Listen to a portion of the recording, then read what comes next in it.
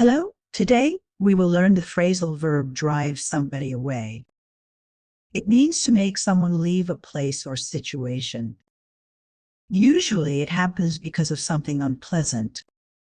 For example, loud noise can drive customers away, or bad behavior can drive friends away. Remember, drive somebody away is transitive. You always need to say who you drive away.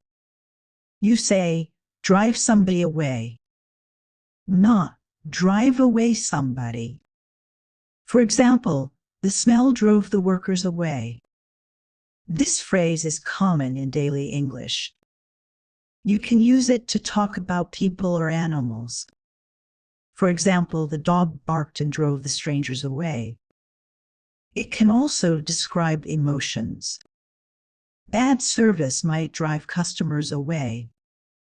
Or fear can drive people away from a place. Be careful with the word order. Always put the person or animal between drive and away. Try to use drive somebody away in your sentences today.